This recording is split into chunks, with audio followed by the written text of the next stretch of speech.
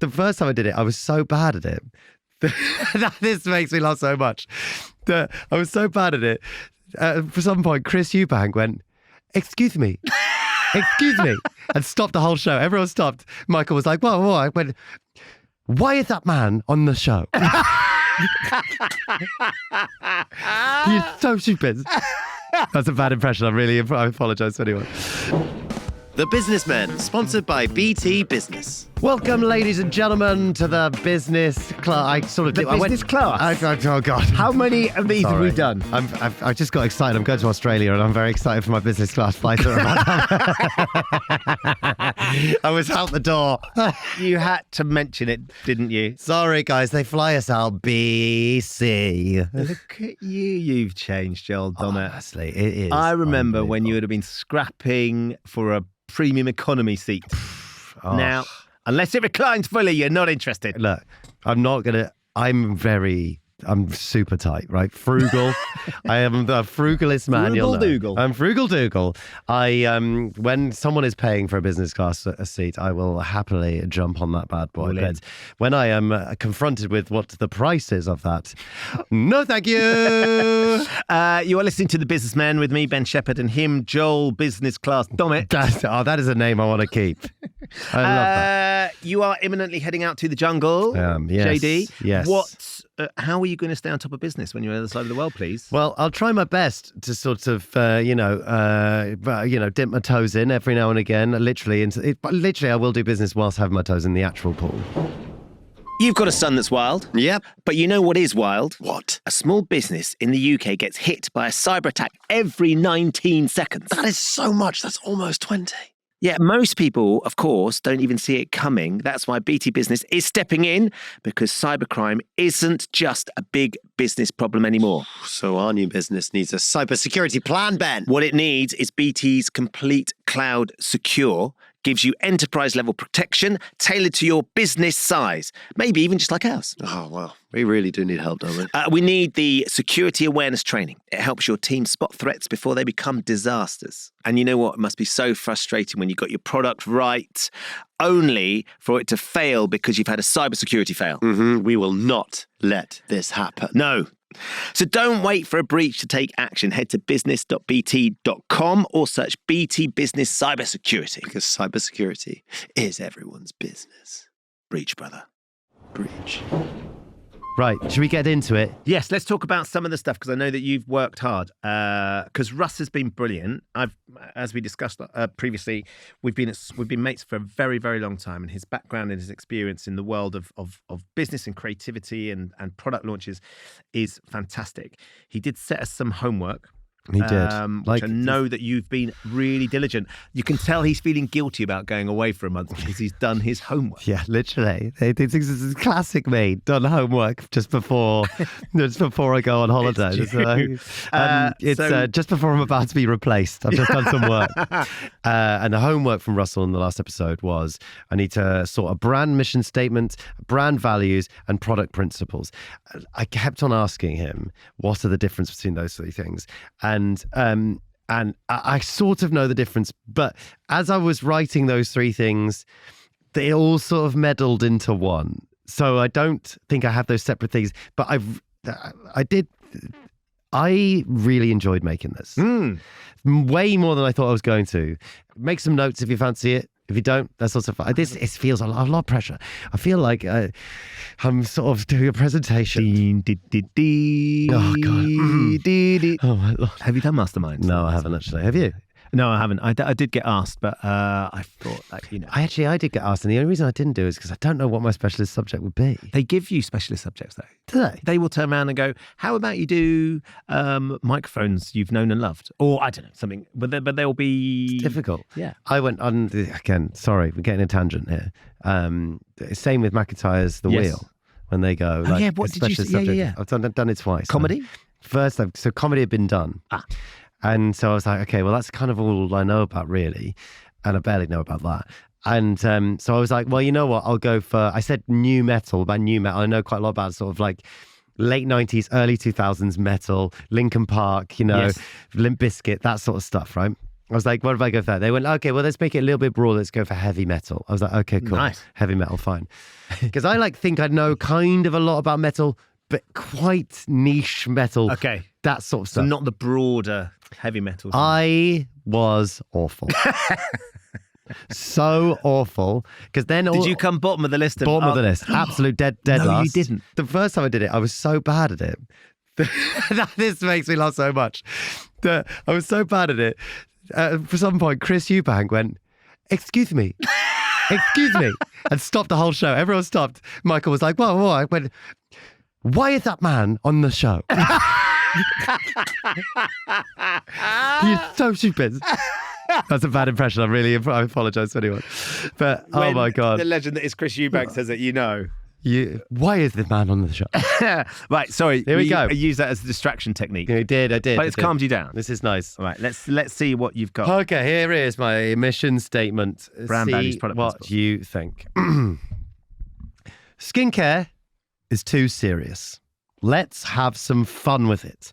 Loads of serious studies show stress ages you. High cortisol breaks down collagen, dulls skin, and affects sleep. So why should your skincare routine stress you out too? I'm gonna put a name in because I think it helps it, but we can replace this name with another name. Is this a name that you've already pitched? Potentially. Okay. Yes. Mug. Moog, however you want to pronounce it. If it's got the umlaut. Mug want to disrupt the overly serious men's skincare market with something simple, genuinely effective, and disarmingly funny. Mug makes skincare that works and smiles back. For too long, men's skincare has been all science, no soul. Grim faces, grey packaging, words like hydration complex that sound like homework. We believe that to get great skin, you shouldn't need a laboratory degree or a midlife crisis. It just needs products that do what they say and make you feel good using them. When you feel good in your own skin, you show up differently. You talk differently. You live differently. So at Mug, we keep it simple, functional, effective. And yes, fun, because if you're going to look after your face, you might as well enjoy it. We're here to put the fun in functional.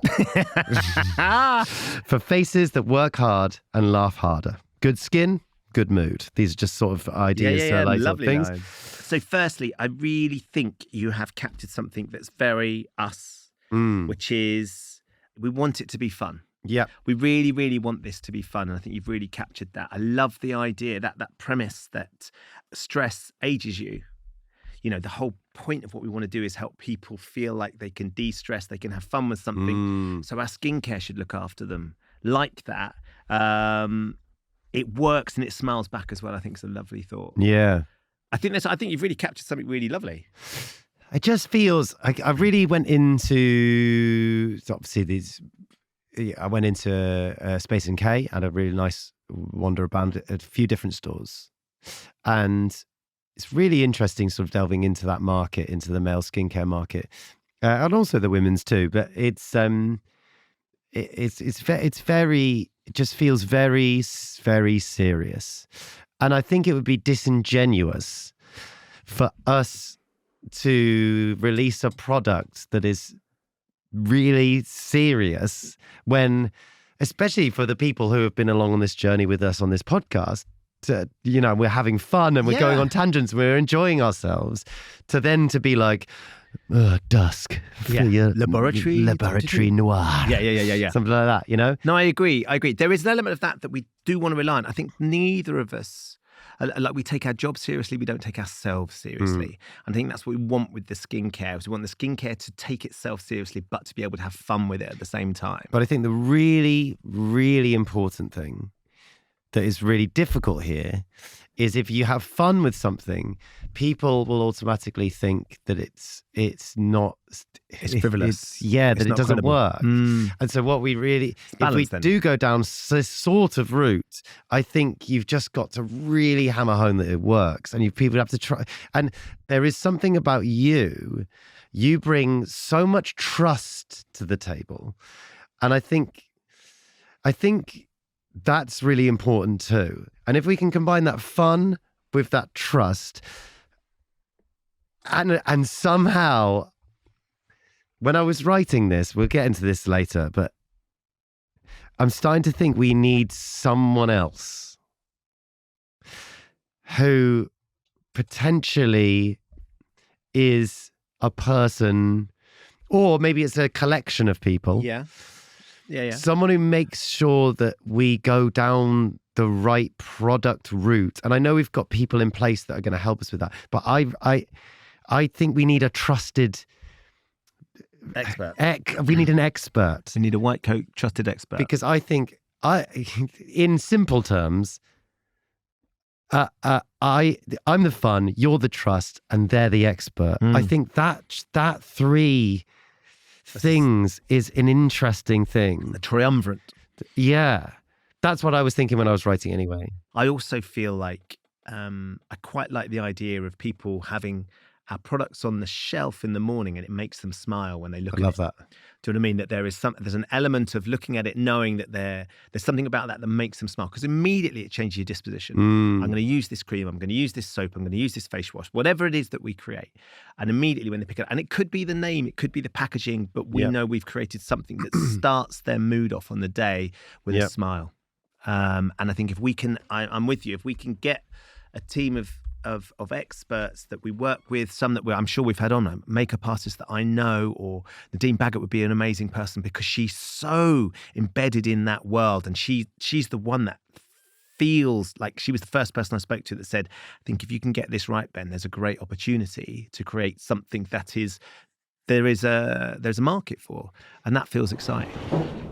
Now, we've got a very exciting guest coming into the studio onto the Businessmen podcast, a man that we both know very well. He's a radio broadcast, TV broadcaster, very funny guy, but has also created his own board game business. Empire, you could call it. It's extraordinary what Matt Edmondson has managed to do with a couple of simple ideas that started on a family weekend. It's unlike many people, the small business started during COVID, and it's absolutely it's a fabulous journey. It's really interesting, and so I'm really excited to talk to him. Yeah, let's get him in and let's pick his brains and see if he can offer us some advice. And of course, on top as well, he's hosting a brand new podcast about money, which it's absolutely fascinating. So I think I'm excited to pick his brain about money and board games and business. Matt Edmondson, thank you so much for joining us. Ben, it is a delight to be here. Thank you for having me. You're two of my favourite people. I don't know how long it's been, Matt, since I've seen you.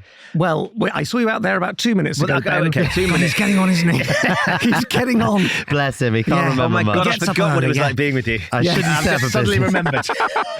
No. It has been a while. But world domination appears to have happened since I last saw you. What from you? God, he likes to brag, doesn't he? We get it. You're doing this morning now. We get it. Tipping points on its Series 73.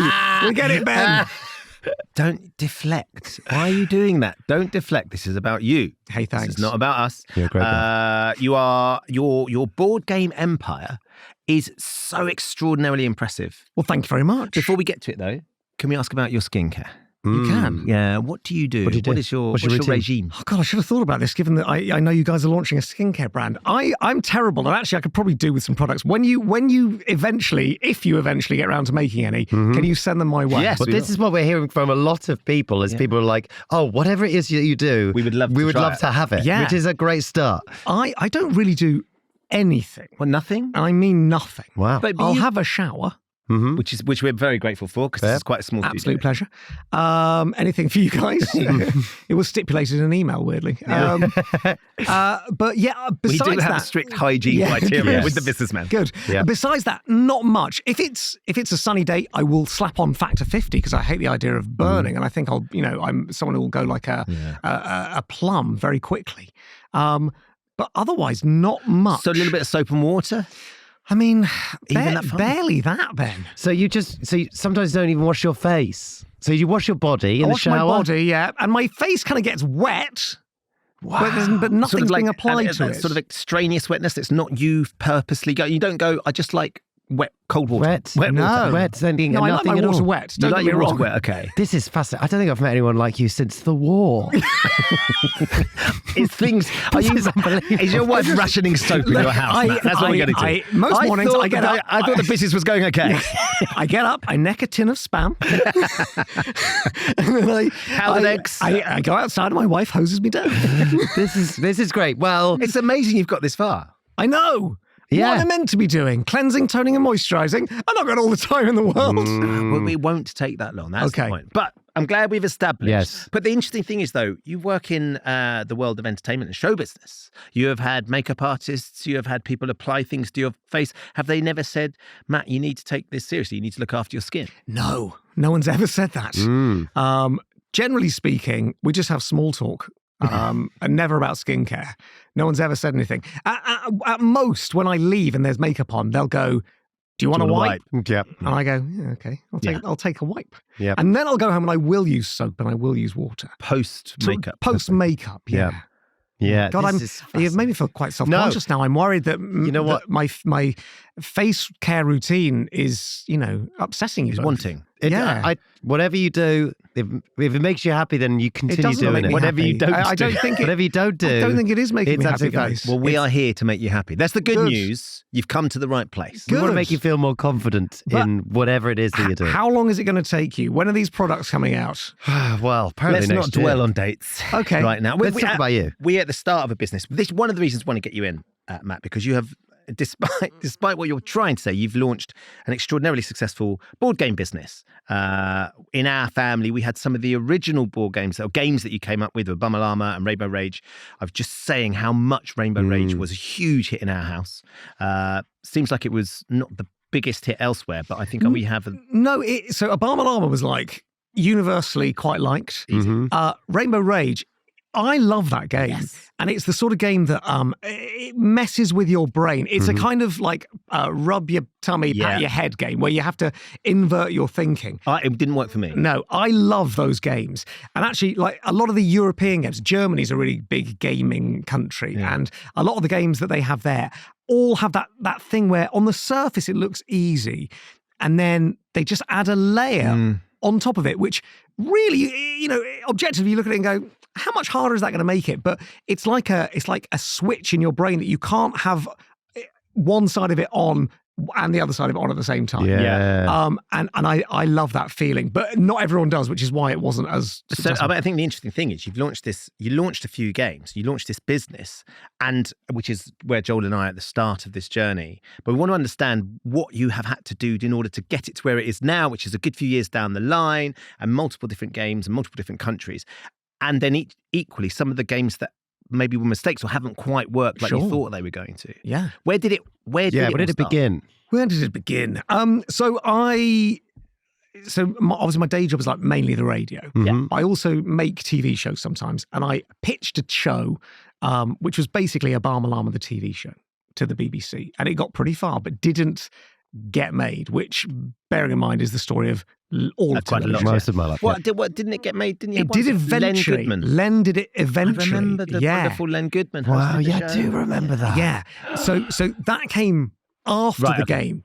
So I pitched it the first time and it didn't go anywhere. And I was like, I really love this idea, but I can't get it onto TV. What can I do with it?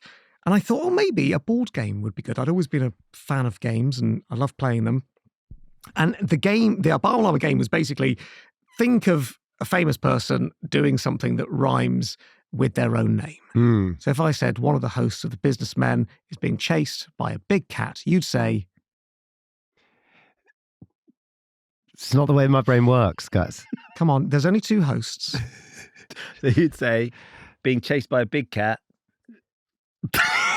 Guys, come on. So why don't you each concentrate on your own name? And it's going to rhyme with your own surname, which you've had for your whole life. Ben Shepherd Leopard. Yes. Very good. God. Oh, God, this is going to be a painful chat, guys. Oh, my God. I'm sweating. I know. Let's try another one. One of the hosts of The Businessmen is enjoying a plasticine dog. Oh, Dominic Gromit. Yes. Joel Dommett is watching Wallace and Gromit. Yes. That's perfect. That's perfect. So that was like the very core. Do you know what I bit. loved about this game as well, by the way? Because when we got the original copies of it, I think Sam and Jack, how long ago was it? Oh God, it's like nearly 10 years ago. Yeah. So Sam would have been about 10 and Jack would have been 8. And they just got it immediately. And it was a really fabulous thing that there was this great, fun, interactive game. They were significantly better than I was, as we've just proved. But they got it, and it was just loved that. And also, sort of multi-generational. more than ever, it's so important to have those things that bring families together. How do you come up with the sort of ideas for these things in the first place? Like wherever most of them, I assume, have come from sort of different places. Yeah, I feel like I'm pretty open to ideas, and I don't really have a great deal of control over which ones appear, which is why I sometimes have to go into an industry or an area that I don't really know anything about and kind of find my way, because I'm like, look, the ideas come to me. It demands that it is a insert name of whatever the thing is going to be. So sometimes it comes from seeing something else or experiencing a feeling, and I'm like, oh, I liked that feeling. Like, sometimes I'll play a game and I'm like, oh, the feeling that gave me, I love that. What is that feeling, and how can I come up with my own version of that feeling? And I'm often banking 50% of an idea somewhere in the back of my mind. And I tend to think of ideas as like two bubbles that come together to make a unique bubble. So it's often that you have like, oh, that bit that made me feel like that. I like that. Okay. I don't have the other part of the bubble. And sometimes it can take like a year, and then I'll suddenly, boop, the other bubble comes. I'm like, oh, that thing and that thing now makes a new unique bubble. And that's the thing that I've come up with. And that's the best way I can describe it. So you've always got lots of ideas on the boil, essentially. Yeah, like either things that are interesting mechanics or interesting things that make me feel a certain way, or I'm like, oh, that's, it's often I have an idea for a TV show and I think, oh, do you know what? Actually, that's not a TV show. That's that's a Saturday night takeaway item. Thread, yeah. So, but at some point, something might come along and be the second bubble, and suddenly that thing gets blown up and becomes a format. It becomes a format. Yeah. And it's kind of like that for the games as well. So you start with a couple of ideas, but what made you go, right, so you've got the TV format. Oh, right. Didn't quite work. It didn't work out. So I had a weekend at my in-laws and they were watching lots of sport, which I'm not interested in. No offense to you specifically. That's all right. And on behalf of everybody that loves sport, I appreciate your lack of offense. Yeah, it's a sincere apology. But I just had loads of time where I was like, oh, God, I'm bored. I thought, I wonder how many of those rhyming clues I can write. And I wrote 500 of them over the course of a weekend. And I was like, nice. I got myself a little game here.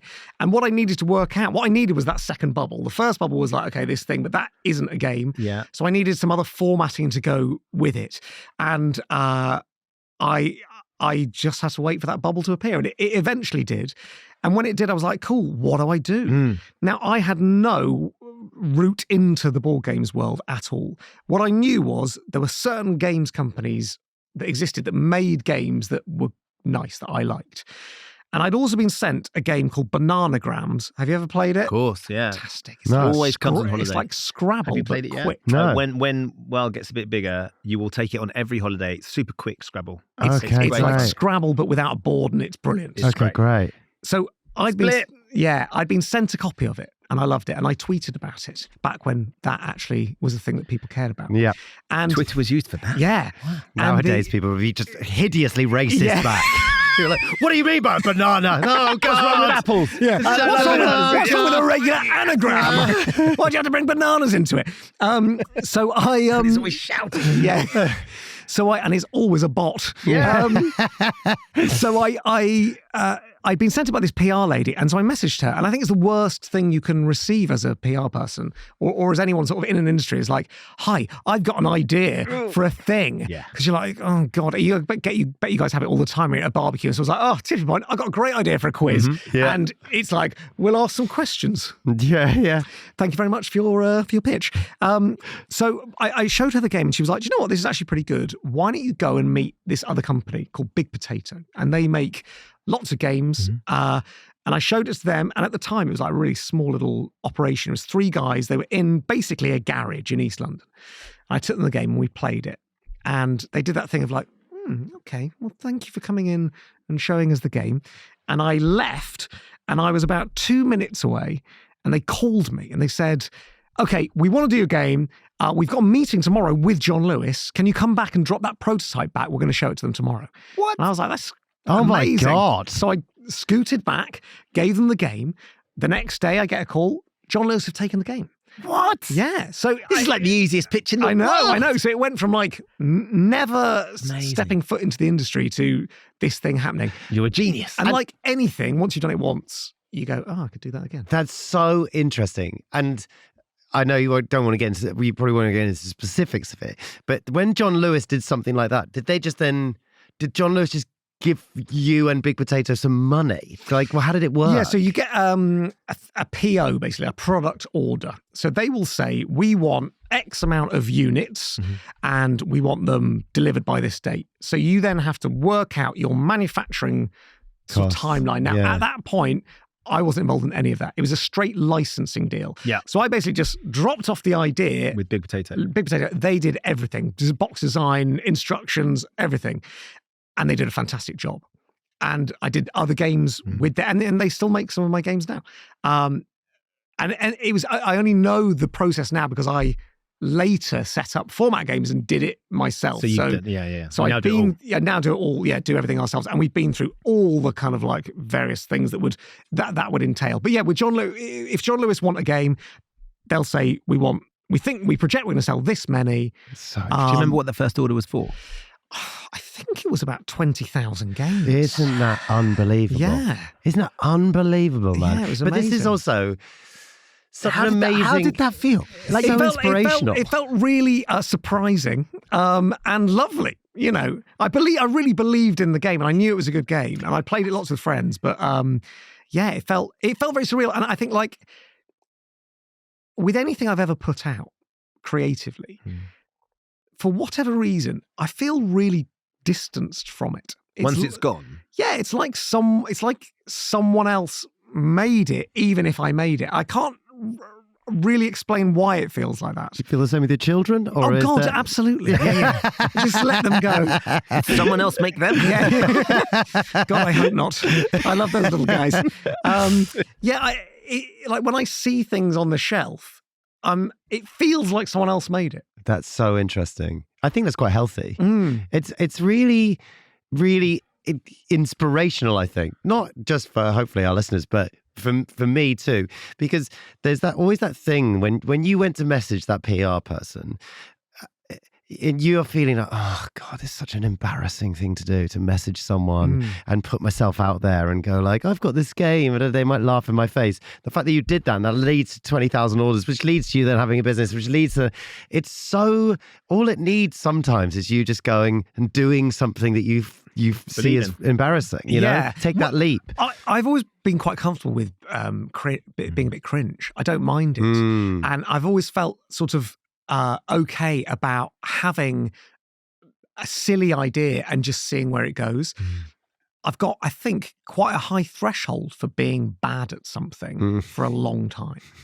I quite enjoy it. I think you're really good on Radio 1, by the way. Thank you very much. But do you know what? If you heard me when I first started, you'd have been like, oh my God, who's this guy? We need to talk about this afterwards because I'm doing Radio 2 a lot at the moment and I find it so difficult. I just need you to give me some confidence. I can give you some. I already know you're going to be great and it's all in your head and you just need to stop worrying about it. You talked about format games really briefly. Let's get more into that. So you set up this company with your brother-in-law, Lawrence, right? And so we're obviously setting up a business together. We're in the infancy of doing all that. Why did you decide to set up that business, and talk us through a little bit of how you set that up? So I'd done the games that I'd licensed out to other people. So I licensed them to Big Potato. I licensed a game to Mattel. Just a sidebar. You do the first one, you walk in 20,000 units. Are you thinking, right, every game I create is going to be a hit now? I am brilliant at this. I definitely wasn't thinking that. What I did think was, I now understand how to get in front of the people that could make this happen. Sure. And I definitely pitched Big Potato Games where they were like, Not sure about that one. Interesting. And actually, the first game that Format did was one that Big Potato saw and went, do you know what? We don't think it's for us. And then we went and did it. So I went and did it myself. Which one? A game called Answergrams. And were they right or were you right? Well, I don't know. I don't know if it's about being right. No, I think for their business, it was like they didn't want it, but it's been a really successful game for us. There you go. I think we know who was right. You're right. We know who was interesting. Right. And actually, that was the first one that me and Lawrence did, and it was like a kind of accident that spiraled out of control and continues to spiral slightly out of control. It was lockdown. And I was meant to be making a series of Dress to Impress, which is shot in shopping centres.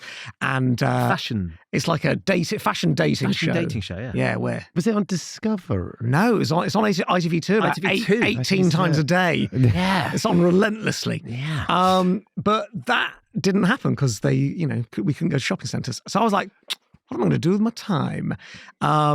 And my brother-in-law ran a cleaning business and he couldn't send cleaners to anyone's homes. Wow. And so he was like, what am I going to do? Now, I know my strengths and I know my weaknesses. My strengths are the creative bit. Yeah. If it's fun, I love that part. Yeah. I don't love logistics, spreadsheets, Yes. emails, all of that kind of stuff. You both. And so I would never have been able to go and do Format without him. And he wouldn't have been able to do Format without me. So it was like a perfect Great synergy. duo. Yeah. He hasn't got a creative bone in his body. And sometimes I worry that he doesn't even have taste. That might have been the COVID, to be honest. Yeah. When you say that, do you mean in terms of what's going to work as a get? So I imagine you pilot a few ideas with him all the time. Absolutely. He's like, Yeah, more in terms of like the aesthetics. Right, Like okay. you could show him two boxes and he'd be like, I don't know which one. And I'm like, it's so obvious. It's that one because that one looks terrible. But he's brilliant at the logistics of it and actually finds joy in it, like loves it. And so I said to him, look, as an experiment, why don't we just try it? Try and make a game. I said, I got this idea for a game. If I make it, if I sort of like design it and all the rest of it, can you find out how to get it printed, manufactured, brought over, distributed? And neither of us had been in that world before, in either of those two jobs. But figured we've got some time. Let's give it a try. You can learn anything off YouTube, right? And is that genuinely how you did it? You just basically went online, So I tried to quick search up? Well, I don't know how he did the manufacturing side of it. We manufactured the first batch of games in Europe. There was a company called Cartamundi, or they still exist, called Cartamundi, and they are a European playing card maker. And they have a standard box that you can buy that houses 2 decks of playing cards. Right, okay. And it's a perfect size for shipping from Amazon because it fits in a small envelope. Nice. So your Ready to postage cheap. is great. And also it means that you can stack a load, right? I can show you the box Oh. because I have one. So that is an Answergrams. That's the first one we did. It's that size. But So this was a standard box that they made anyway. Imagine white box, Yeah.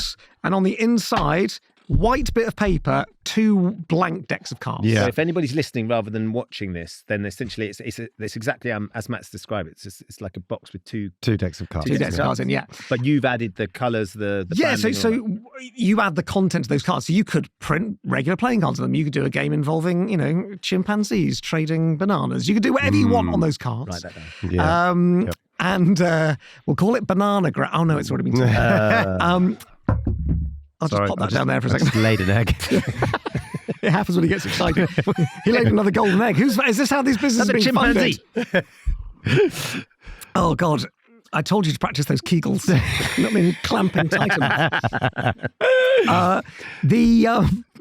Yes, it was Is a your pelvic floor gone as well? Because he really worries about his. I really worry about I don't even know if I have a pelvic floor. Do I have a pelvic floor? I don't know. I've got to do. work on it regardless. Really? Yeah. Oh my God. You know, Okay. these Well, days. we'll talk. Can I ask, what do you think are some of the biggest learnings or the biggest mistakes you've made along the way that you now has maybe meant that you sort of process the whole business in a different direction? Yeah, so the biggest change for us actually was distribution. So the first thing that we ever did was the direct consumer Amazon, Etsy, which, by the way, if you ever get to sell anything on Etsy, it's so fun because it goes ka-ching on your phone every time you sell something. That's very And satisfying. there is no feeling like it. Yeah. It's like instant dopamine where you're like doing the dishes and you hear ka-ching, you're like, oh, I just made £2 or something. That's so it's great. really joyful. gotta do that. That's great. You'll become addicted, completely addicted to it. Yeah. So we started off direct to consumer. When we the next thing that happened after Answergrams was John Lewis, someone from John Lewis had played it and liked it and said, can we stock it? Love it. And we were like, yeah, of course. And they said, if you've got anything else, let us know. And I was like, of course, I've got other stuff. So went back to them and they took on another couple of games and we had more of a lead time with those to get it made. But with John Lewis, they have a finite number of suppliers that they'll go to. Right. And to set up a new account with them is quite involved from their side and from the side of the business. So they said, have you thought about using a distributor? And we're like, okay, yeah, we'll do it. So we did. We went with a really big games distributor. They're kind of one of the only ones that do it to the level that they do here and in the States and some other territories as well. And we had a really great few years with them where they were sort of like pushing our games out On it. But I felt like there was a disconnect between the feeling of the ka-ching from Etsy Yeah. and a feeling of like, oh, someone else is going out and trying to sell my product and someone else is going out and trying to convince shops to do this and actually I'm not in that meeting and they've got 15 games that they could show them. Why are they going to show mine, not this other one? Mm-hmm. And Lawrence and I were just getting a bit like, I don't know what the word is, but like itchy Like for itchy, control again. Yeah. And we came to the end of that deal and I was like, I think we've got to do this ourselves again. We've got to do the distribution ourselves. Now, what it means is that you suddenly have to manage cash flow, which is quite challenging. So in the old model, we would say to the distributor, we've made a new game here. And they go, great, we'll have however many thousand. And we go, cool, we'll go and manufacture them. They pay us up front for like a third of it, which would cover our manufacturing. They would take care of the shipping because it was going to wherever they needed it. And then they would sell it on. So we'd make less margin per game, but we knew what we were making and there was zero risk. Nice. Whereas now it's, okay, if we want to order 10,000 games, we've got to pay out of our own pocket for 10,000 games. And we've got to know that we can sell those 10,000 games via whatever channels we need. So you need to store them somewhere until they've been sold? Yes. So we have a warehouse and then we've got a warehouse. But it's not That like, sounds it's really not sexy, by our the way. warehouse. Yeah. It's a warehouse that looks after lots of other things. Yes, we are but just one of the people in the warehouse. This is how I know you're a businessman, Matt, it's got a right? warehouse. No, 'cause- First of all, you got warehouse, and secondly, you use the word territories. At some point. Territories. Oh my god. So yeah, we've got a warehouse, and that is for storage. And if anyone buys direct from us, so like if they use Shopify or anything, that comes straight from them. We also then have stock in with Amazon because if you want it to be on the Prime thing, and also if you want this thing on Amazon called the Buy Box, which is a very important thing to have. The buy box. The Buy Box. It's so if you search a product, that can be distributed. Let's say that Joel and I are both in the business of buying karaoke machines and selling them. Yep. I might buy from the same factory, the same supplier as Joel. Joel can go, do you know what? I've got loads of money for the Masked Singer. I can sell these at a lower price. You can put them on for $14.99. Now, I've got a choice here. Do I match his price or do I try and go lower? Because whoever's got the lowest price for the item gets the first click, basically, on Amazon, which says the buy now. It's the buy now box. Right. So if...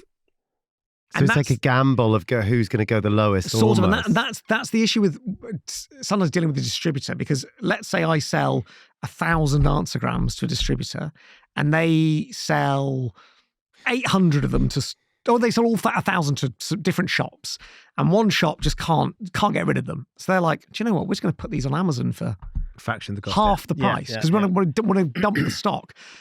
That is terrible for us because suddenly we're competing against someone else on our own game. We can't get the buy box. Crikey. So That's interesting. but now as our own distributor, we can control that much It's more. like you can go into the Works. Do you know that place, the Works? Yes. Yeah. You can buy my book for £1.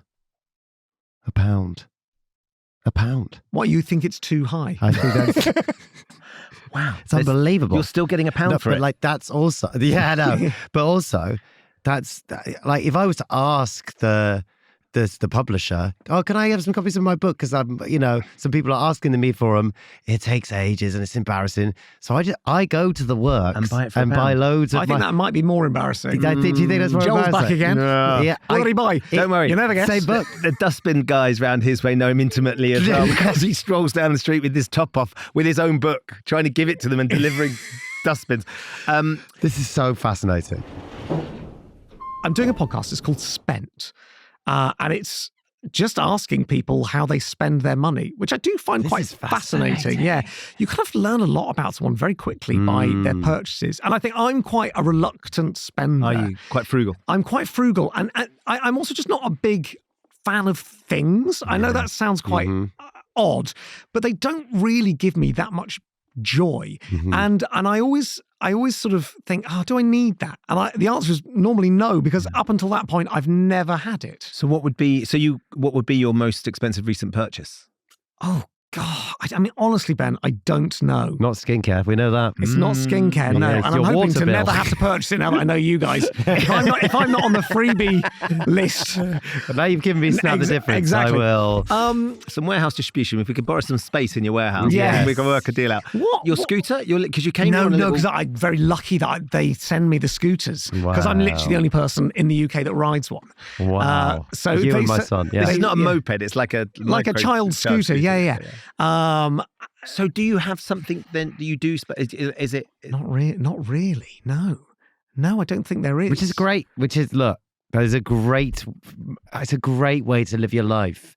And I don't know if it is. I think it's detrimental. It's slightly detrimental to my wife, who's like, "Oh, we should Maybe. get this nice thing." And I'm like, "Do we need that nice thing?" And I've definitely relaxed over Another the table years. lamp. Yeah. Your children just sort of they're They're growing just up in rags. sacks. The bulb swinging Yeah, in the corner. yeah, They all look You do like not need Dobby the lamp house shade. elf. Yeah. Can I just before we let you go? Yeah. Have you? I mean, you have created this very successful business. You're in all these territories. We are just at the start of the journey. Any advice, Matt, you'd give us? What would be my advice? My advice would be to find people that can help with the tricky bits. Yeah. Find the right people and don't feel embarrassed about being the least knowledgeable person in a room. I quite like that in life in general. Yeah. Any project that I ever work on, I sort of want to be the person who feels like they're on work experience and have the grown-ups do their own stuff. Because you'll have, you can ask questions of the infrastructure that's in place that actually might pivot things in their minds, or you might go, oh, finally, I understand why that thing has to be done. But yeah, don't be ashamed to be sort of curious in a dumb way. Love that. This is Love absolutely that. brilliant. We are very curious in a very dumb way up to numerous occasions. And remind us the podcast, Spent. It's called Spent. It is, it's me chatting to people. You both must come on. Yeah, and love that. I can investigate your finances. I would love that. His will be more interesting than mine because I think I'm very like you. Really? Yeah, I'm sort of not particularly motivated. I'm by that pretty stuff. frugal too. But every now and again, I'll buy something real weird. Really What weird. have you bought that's weird? I was going through my. Well, what about the thing that you now can't use, the temperature bed thing? Oh, mate. Because it makes too much noise. So like I bought this thing that it was is a bed, it's like a mattress that covers your mattress. That I was like, athletes use it and stuff, and you and your wife can have Control different the temperatures, temperature. can Right. really bring it down. So it's basically a Good night's sleep. Yeah, good night's sleep. It's all about good night's sleep and make you really cold, and you can wake up and you're supposed to sleep at a certain temperature and all that. It cost so much money, and I had to ship it over from America. And I was like, this is what I need to be an athlete, and it's just too loud. So look, thank you, Matt, for coming in and being part of the Businessmen. What an amazing story. Congratulations on everything he's managed to achieve. And I'm really looking forward to getting into his podcast, Spent. Yeah, absolutely. It's a fantastic idea. And genuinely anything that he does is brilliant. So excited to listen to that. Please get involved. We keep asking, but please do get involved on our Patreon. And on our Patreon today, we have asked, what challenge did you face when you started your business? So get in touch and share your thoughts and journeys as well. And also, if you haven't yet signed up to be part of the survey, we'd love you to do that. The links are in our Instagram bios, and of course you can get them on the Patreon as well. Just go to the Boardroom, and we'd love you to get involved and guide us on this journey. The Businessmen, sponsored by BT Business. This is a Sony Music Entertainment production. The hosts are Joel Dommett and Ben Shepherd. The producers are Robbie Williams and Grace Laker. The studio manager is Mateus Torres, and the production manager is Jen Mistry. The executive producers are Alex Lawless, Chris Skinner, Russ Schaller, and Ash Saddle.